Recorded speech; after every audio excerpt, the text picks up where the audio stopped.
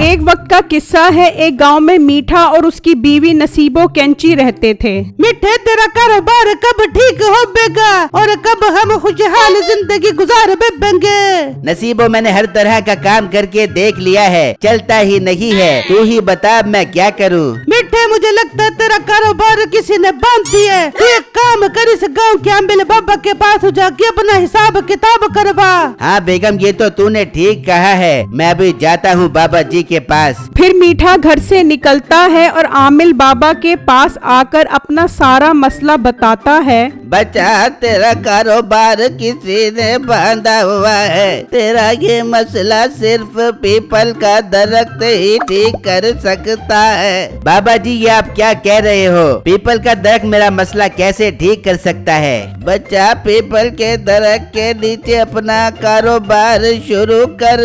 उस दरख्त की वजह से तेरे कारोबार पे कोई जादू असर नहीं करेगा और तेरा कारोबार ठीक हो जाएगा। लाभ मेरे 1000 रुपए फीस दे। उसी गांव में बिट्टू नाम का लड़का उस दरख्त के पास मछली बेचा करता था। तो नसीबो उसके पास आती है। भाई राव, मछली क्या रुपए किलो दे रहे हो? बाजी मेरी ये मीठे पानी की मछली 200 रुपए किलो है। मीठे पानी की क्या मतलब? तू उस पानी में चीनी डाल के मछलियाँ पकड़ता है? नहीं नहीं, मेरा मतलब साफ पानी की मछली है। पर मेरी मछली इतनी मजेदार होती है, इसीलिए मैं इसे मीठे पानी की मछली बोलता हूँ। चल ठीक है, किलो मछली दे दे और बोटियाँ जरा बड़ी बड़ी रखियो।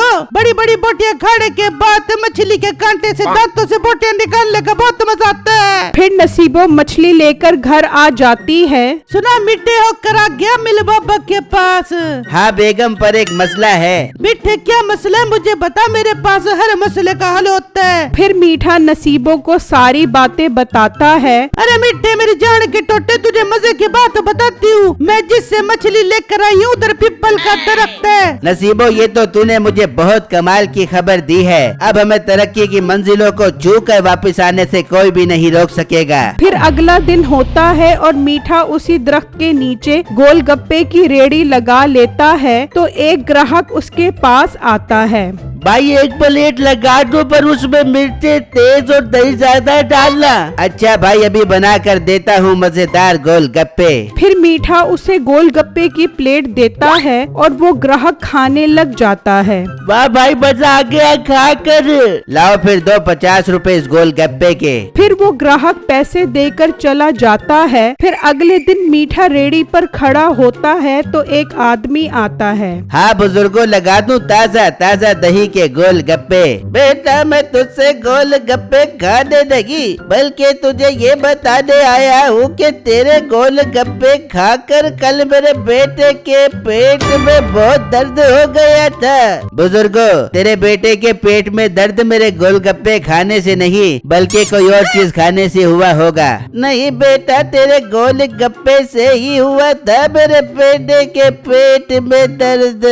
ओ बुड्ढे, तू तो बहुत डीठ है। जब बोल रहा हूँ कि मेरे गोलगप्पे से नहीं हुआ होगा तो तुझे समझ नहीं आ रही मेरी बात क्या?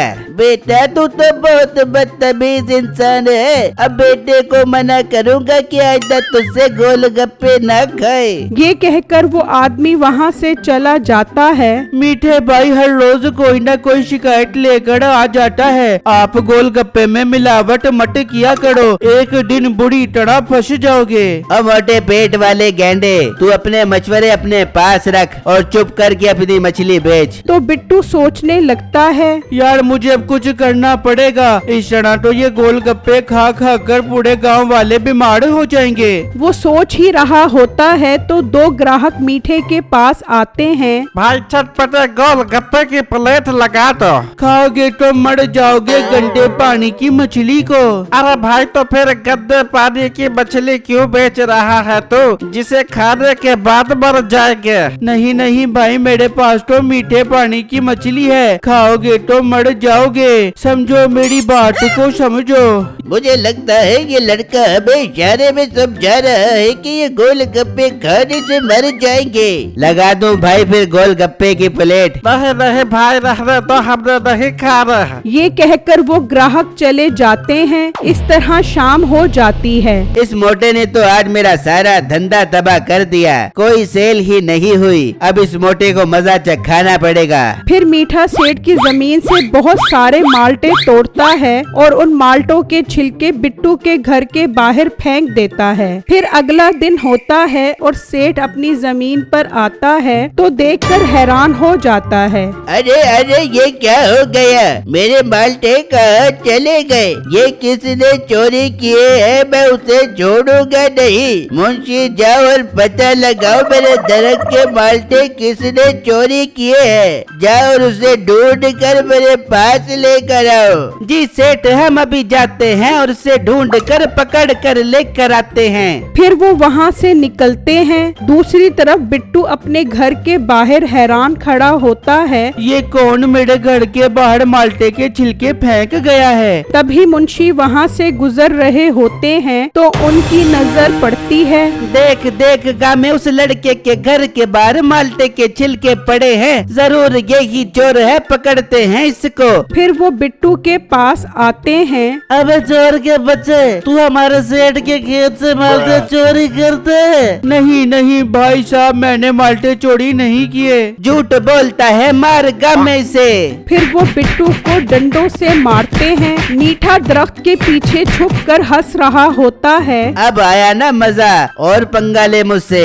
फिर वो बिट्टू को मार कर चले जाते हैं तो मीठा बिट्टू के पास आता है। सुना मोटे, आया मजा, मुझसे पंगा लेगा? मुझे लगता है इतना सबक तेरे लिए बहुत है। इसका मतलब ये सब मीठे भाई आपने किया है? हाँ मोटे, मैंने ही किया था तुझे सबक सिखाने के लिए। अब मुझसे पंगा मत ली। मीठा वहाँ से चला जाता है तो बिट्टू सोचने लगता है। कोई बात नहीं मीठे भाई, आपने जो करना था कर लिया, अब मेरी बारी है। फिर रात होती है तो बिट्टू अपना हुलिया बदल कर मीठे के घर आता है और दरवाजा बजाता है। अरे मीठे, रात के इस पैर में कौन आ गया? बेगम जाकर देख कौन आया है। फिर नसीबो बाहर आती है। कौन है बाबा तू? और रात के इस पैर में क्या करने आया हमारे घर पर? मैं अल्लाह का नेक बंदा हूँ। मुझे पता चला है बच्चा तेरा शोहर का कारोबार ठीक नहीं चल रहा। मैं उसे कारोबार अच्छा करने का तरीका बताने आया हूँ। बाबा जी आप तो बहुत अच्छे हो। मीठे मीठे जल्दी 12 मीठे, बाबा जी आ गए। फिर मीठा बाहर आता है। हाँ बेगम, क्यों शोर मचा रही है? और ये बाबा कौन है? मीठे, ये बाबा जी अल्लाह के नेक बंदे हैं और तुझे कारोबार अच्छा करने का बहुत अच्छा तरीका बताने के लिए आए हैं। वाह, ये तो कमाल हो गया। बाबा जी, मेरा कारोबार तबाह हो गया। आप मुझे ऐसा काम बताओ जिसे शुरू कर कर मैं दिन दोगुनी और रात चौगुनी तरक्की कर सकूं। बच्चा तू परेशान मत हो, तेरा कारोबार बहुत अच्छा हो जाएगा, पर उसके लिए तुझे काम करना पड़ेगा। हाँ बाबा जी, बताओ मुझे क्या करना होगा। बच्चा तूने 10 नारियल लेकर दरिया में फेंक कर ये बोलना है, नारियल तू जा 10 की स्पीड से और मेरे कारोबार बढ़ा दे 100 की स्पीड से। ये कहकर बिट्टू वहाँ से चला जाता है। नसीबो, अब मुझे 10 नारियल लेने पड़ेंगे और वो नारियल सेठ की जमीन से मिलेंगे। तो मीठे सोच क्यों रह, जल्दी जा और सेठ की जमीन से नारियल तोड़ के आ जा। फिर मीठा सेठ की जमीन पर आता है और बिट्टू छुपकर देखने लगता है। फिर मीठा नारियल तोड़ने लगता है तो बिट्टू सीढ़ी लेकर चला जाता है। ओए ओए, सीढ़ी कहाँ लेकर जा रहा है? मैं नीचे कैसे उतरूंगा?